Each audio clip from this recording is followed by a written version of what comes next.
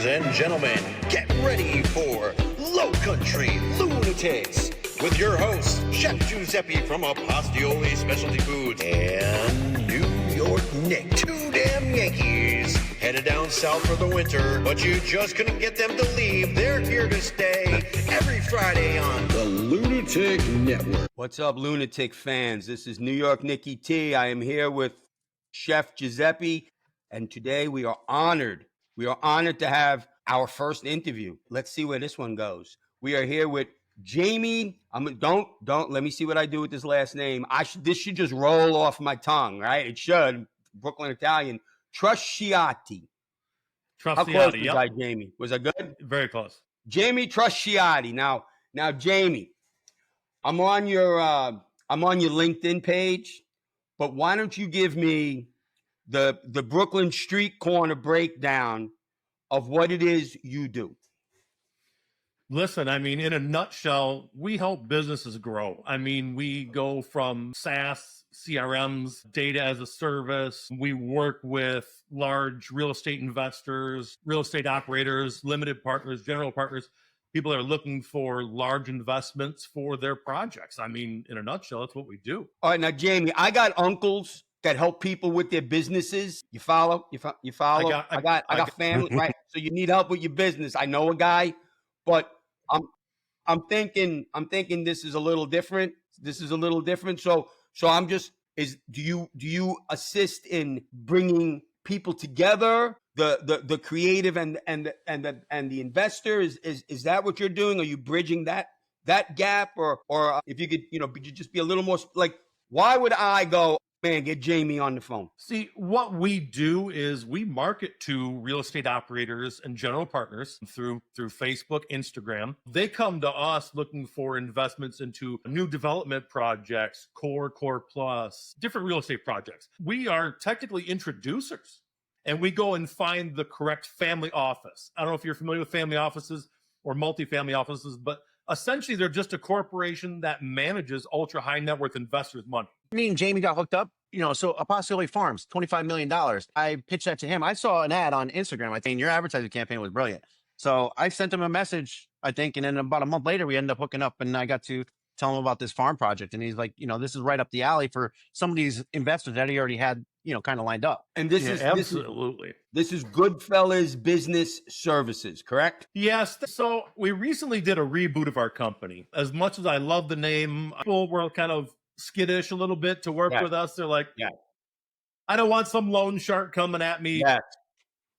We went from Goodfellas Business Services. I love the name, but I'm biased. I do too. I love the name. Yeah. Look, I'm a big fan of the movie. Obviously, everybody's going the movie connection, one of Martin Scorsese's masterpieces. So, but I get it. There's a lot of people that could be misled by the company name. So what's the rebrand? It's Veltric, VELTRIQ. And we consider ourselves like a full stack business service company now. What I love to do is working with these real estate operators, people like Chef Giuseppe, trying to get him that investment he needs for the farm down there. And he got my heart.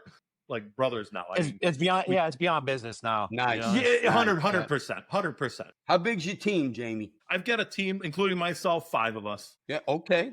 All right. That's respectable. Good. Yeah. Yep. Yeah. That's awesome. And I gotta ask you, the poster behind you. I know I'm completely switching lanes here, but wait, tell me about why this particular poster in the office. Godfather was probably the first business movie I ever saw.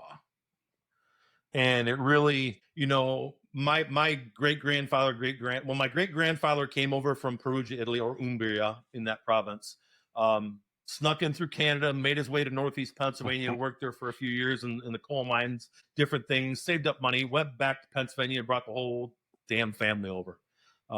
Actually, we just had our family reunion, like 66th or 60th annual family reunion up in the northeast corner of Pennsylvania. God bless. Appreciate that. Mafia may sound crazy, but it's always been one of those. I'm unfamiliar with that word. What is that? I never heard that word before in my life. I just got it from this though. I mean, I never heard that word before in my life. I have no clue what that. I've got to Google that word because I never heard it. Don't even bother. It's just all right. But it's just always been a fascination, family business. The culture. The culture. I mean, so yeah, I get it. It was both historically, and there's a few movies out there that I think almost got it right. You follow me? That they almost got it right.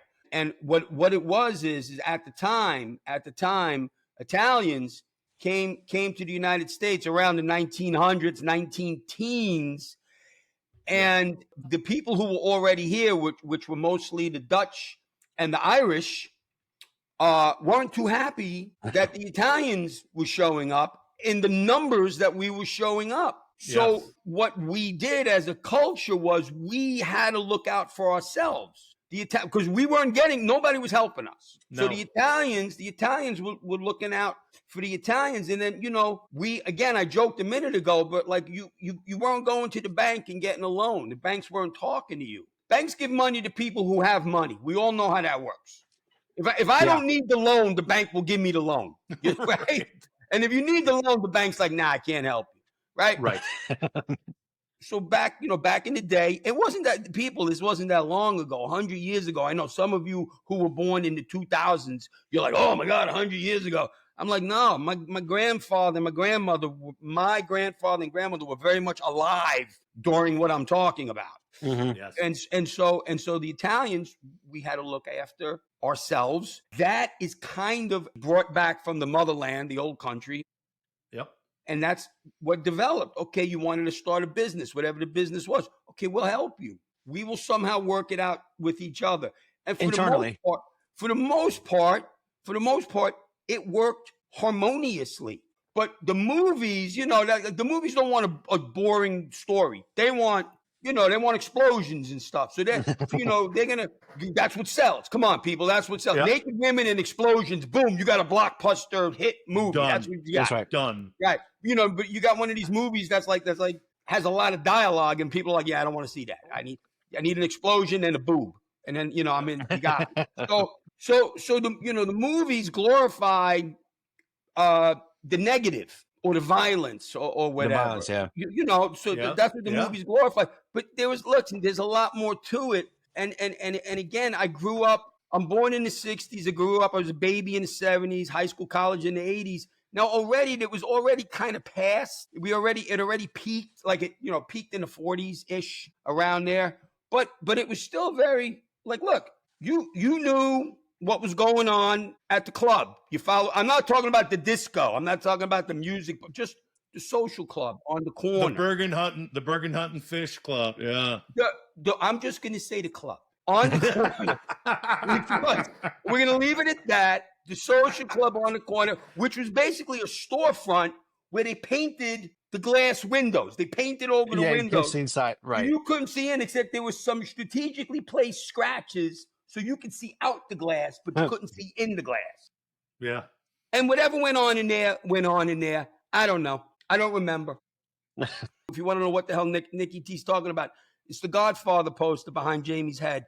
Now, Jamie, I got to ask you, can you take that camera and turn it around? I can. You want to see that? I would love to see what's going on in your office. I got a couple pictures up here. Let me see here. Take us through. Please take us through. Chris Cerrone, young Henry Hill, and actually a friend of mine. Nice. Paul Cicero. Yes. God rest his soul. Yeah. Nice. Iconic. Look at that. Look at this. That's a great scene. If you guys know the movie Goodfellas. Yep. Absolutely. That's a great scene. My wife picked this up for me, believe it or not, at a thrift store. I'm like, yeah, absolutely. Nice. But then here, that's one of the last ones he ever signed. It says, fuck you, pay me, Paul Sorvino. And then Bronx Tale, Chaz Palminteri, there's the bar scene. It says, now you just can't leave. That's my favorite. That's my favorite scene of the whole movie, I think. Oh, it's the best. Yeah. So now this is where we're at. Yeah. Yep. So, yeah. And they're all signed. They're all certified. So, yeah. It's awesome. Hey, I think you have a unique branding. Using this kind of stuff is very It's smart. I think it's smart marketing. But again, like you said, there's that negative connotation for people that aren't, haven't grew up Italian. You know what I mean? Right. They're not going to really get it like we get it. Right. Jamie, where'd you grow up, bro? Where'd you grow up? Detroit. Detroit. What part of Detroit? Where? Southfield, actually, just outside Okay. Detroit. I was born in Detroit, raised in Southfield till 78, moved out to the burbs until I worked for Ford Motor Company in the factory making Lincolns. We had a shooting in our plant, and I just basically quit and moved to West Michigan, which I'll never look back. It's amazing out here. So, yeah, I'm just outside Grand Rapids. 14-mile drive, pull out of my street, 14 miles, I'm right at Lake Michigan. Beautiful. I had dealings once in Flint. Go Tropics. Go And Tropics. wait a minute. Also, Yeah. I had dealings in Flint. This was all one weekend business trip. I had to be in Flint, Michigan. I had to be in Gary, Indiana. Does anybody know about Gary, Indiana? Gary is, to me, I drove truck for 15 years before I became an entrepreneur. And Gary, Indiana, they're like, oh, we need you to go pick up a coil of steel in Gary. I'm like, no, thanks. Well, I'm not doing it. Well, No. I was sitting in an Italian restaurant in Gary, Indiana, with at the time the mayor of Gary, Indiana. Now, how did this kid from Brooklyn end up in Gary, Indiana at an Italian restaurant with the mayor of Gary, Indiana? Is a whole nother podcast, right?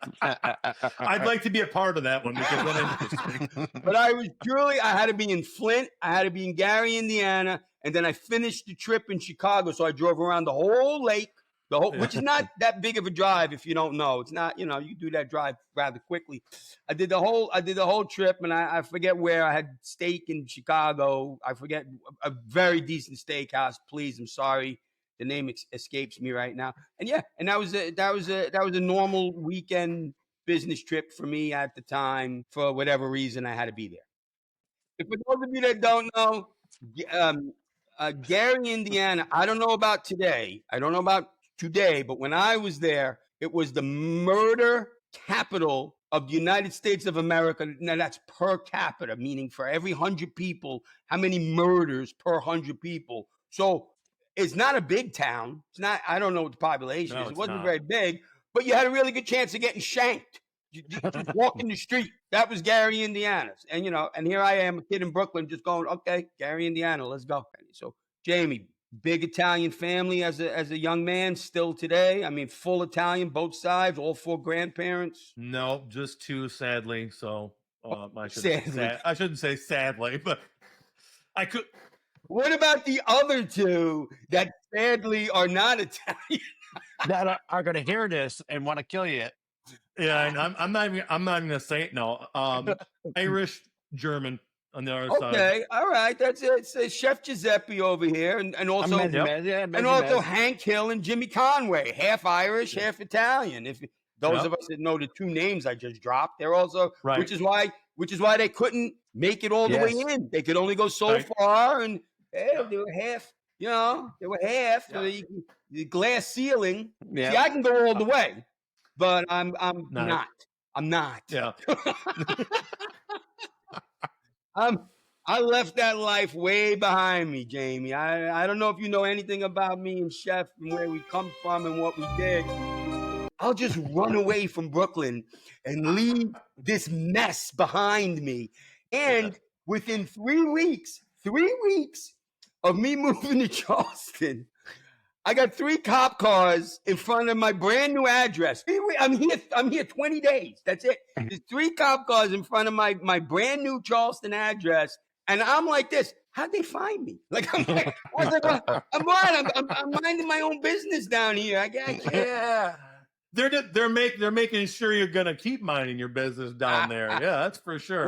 Well, look, I learned running away from your problems, you're not fixing a damn thing. And I had to man up, and it only took me 5 decades to man up. I had to man up and face my demons and fix the wreckage of my past, if you understand what I'm telling you. And I burnt a lot of bridges, and I'm still for the rest of my life, I'm going to be mending those bridges. But that now, I clear conscience, bro. I sleep the guilt-free sleep. When my head hits the pillow, you know what I mean? When I see a cop car now, I go, hey, how you doing? Good morning, officer. That That's a whole new me, bro. That's a whole new.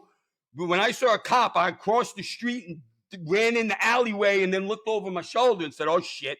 And seriously, people, I know you watch this shit. It's glorified on TV and in the movies. No. It's not fun. It's not fun. No, I did it. No. I don't know what else to tell you. No. Hey, Jamie, something interesting about you too. Didn't you have a job where you like pick up remains of bodies and fatal accidents and that kind of shit? Can you talk about that at all?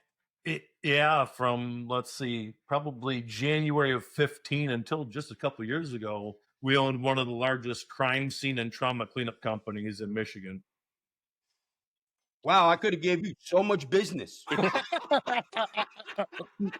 Wow, I could have used you. No, that's a joke. People, that's a joke. Dear law enforcement agents, this is all for it's a joke. These are jokes, people. These are jokes.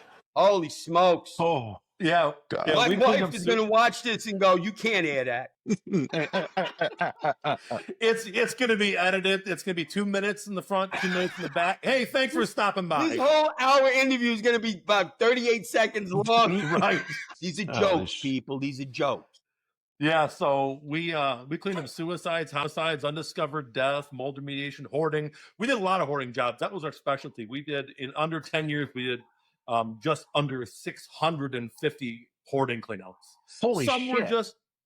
Some were just a day, getting somebody's apartment back in order. Our biggest one was 27 days. It was a 5,500 square foot mansion in East Grand Rapids, 5,500 above and then 4,500 square foot below. So just what was it filled with? What kind of shit is in this house? Trash.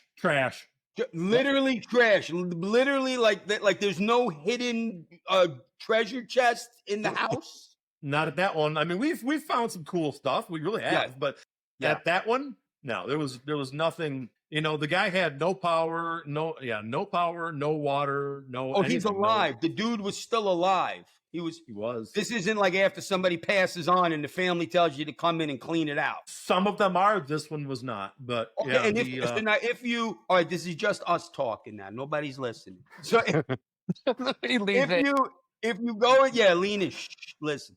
If you go into a house like this, a 5,000 square foot house, and it's floor to ceiling trash, and then you move whatever the hell you move, whatever disgusting thing you move, and behind the disgusting thing is like the head from Raiders of the Lost Ark, the golden head in the opening scene, like literally that thing, or the Ark, the actual Ark of the Covenant. You unearth the Ark of the Covenant. Do you have to tell somebody, or does it just fall off the truck? I love it.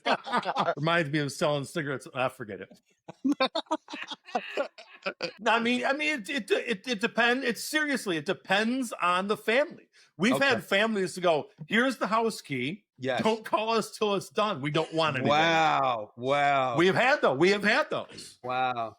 Chef Giuseppe and New York Nick, we got to start this business because I'm going to be honest with you. Everything's going to fall off the truck. I got to know what happened.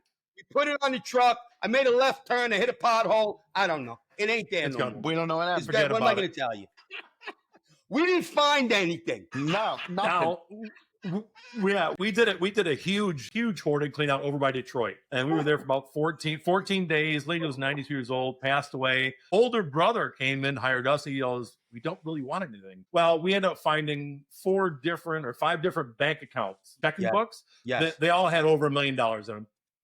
Yeah, but you can't access that. Can you? No. Right. No. But I mean, we found a coin collection. I mean, there was coins there from the 1700s, 1800s. We brought all that out. We found cleaning the attic out, there was a violin from the 1700s, and it was immaculate condition. There was a cello in the attic from the early 1900s. There was a lot of, and when they say don't worry about it, we don't want anything, we put that stuff aside and then be like, well, we found this. They're like, oh, we want that. I'm like, that violin could be worth $500,000. We don't know. Yes. So, yeah. So people, Jamie, what's the name of the new company again?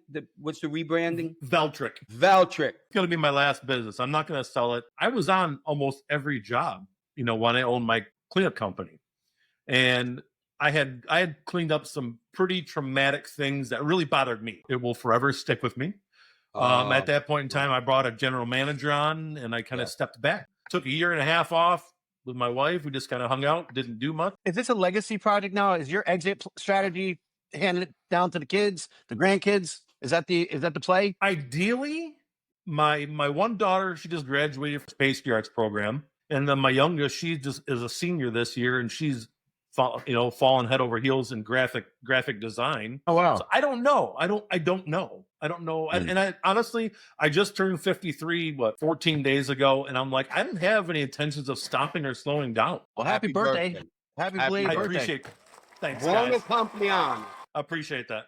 It's like my dad. My dad is 77 years old. He still works full time every day. I love my dad. He's been my hero. There's no quitting the guy. And I'm like, all right, I need to. I love hearing keep that. Going. I love that. Nice. Yeah. Now, Jamie, are you wearing an Italian horn? Is that what Yes, I sir. see? That's the Italian horn, right?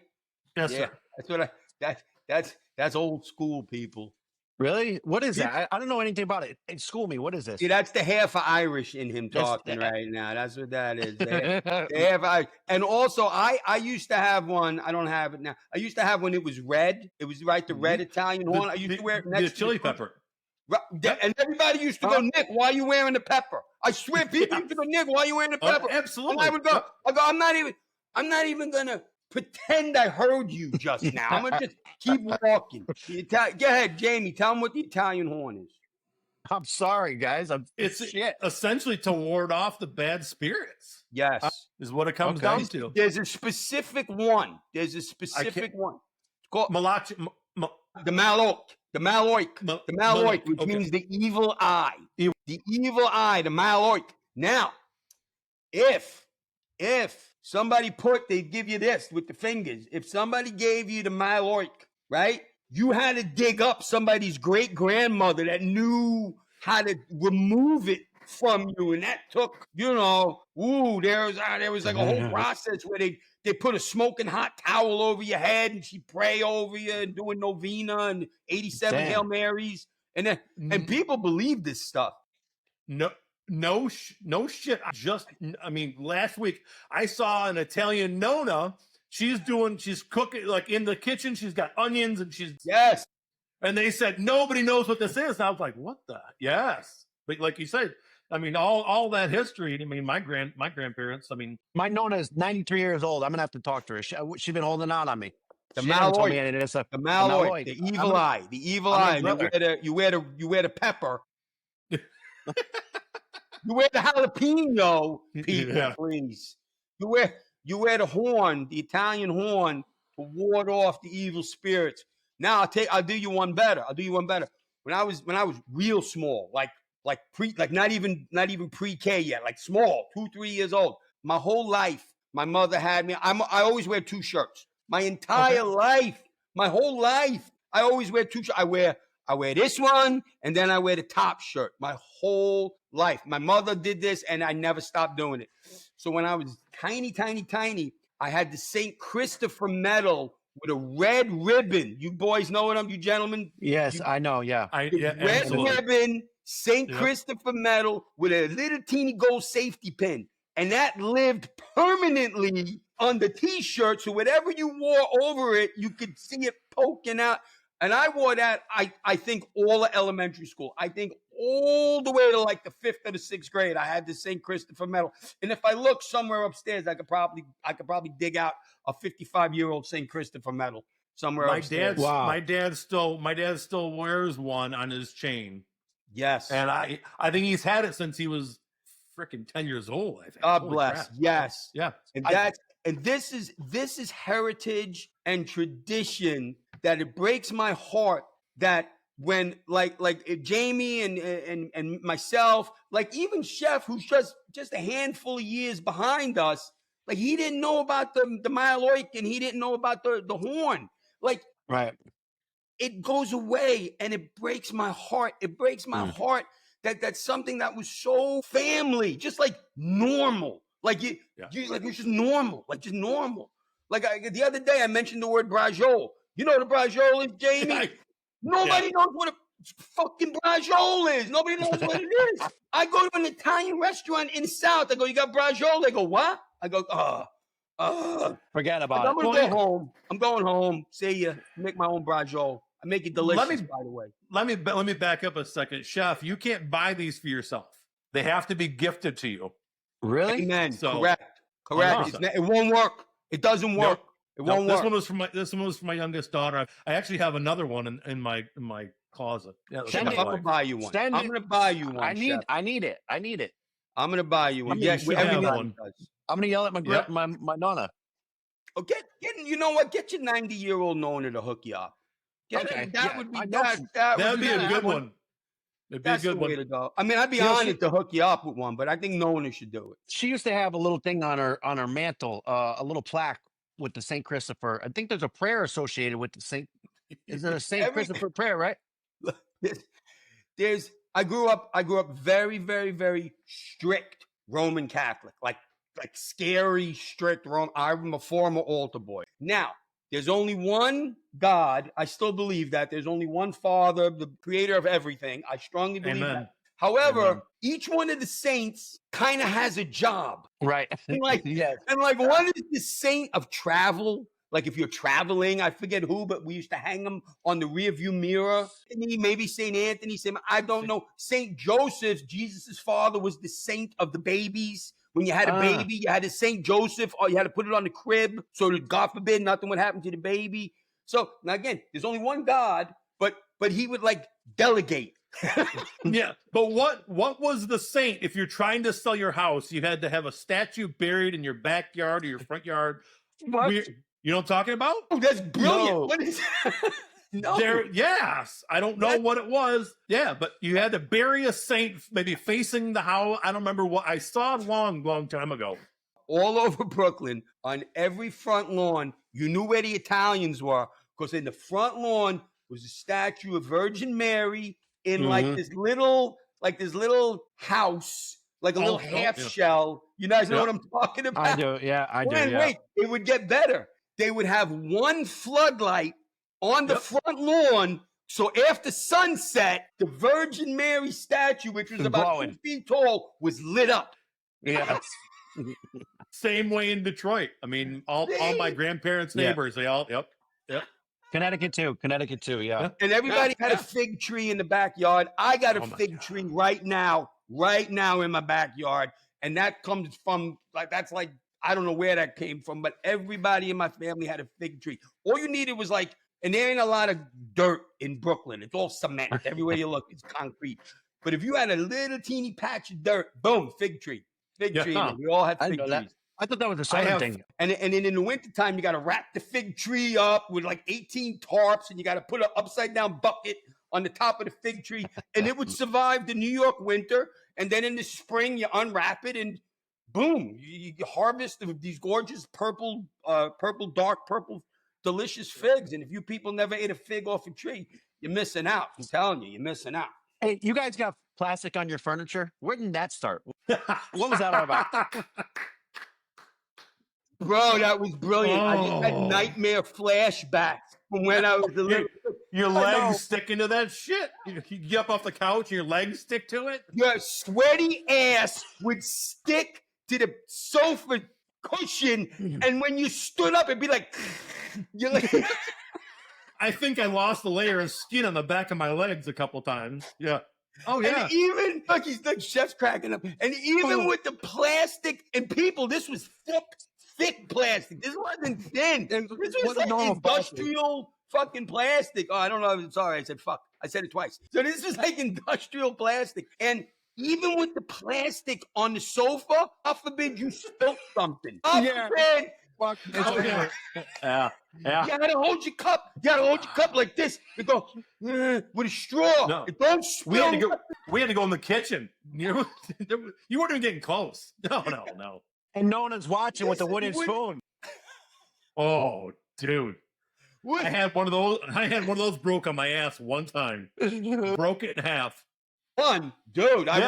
I went through the entire utilities drawer. There's the whole junk drawer, and everybody had the junk drawer, right? Did everybody have the junk drawer? I still do. Oh yeah. Whatever kitchen tool you needed was in the junk drawer. But the problem was you couldn't open the drawer because there was so much shit in there that You're trying to get your hand underneath there to try and dislodge whatever the hell it is. And the batteries you need are always in the back on the bottom. Oh, my grandma kept the batteries in the refrigerator. Yes. Really? Yes. Okay. Yes. Batteries were kept in the refrigerator for 86 years. I don't know. Here, try these.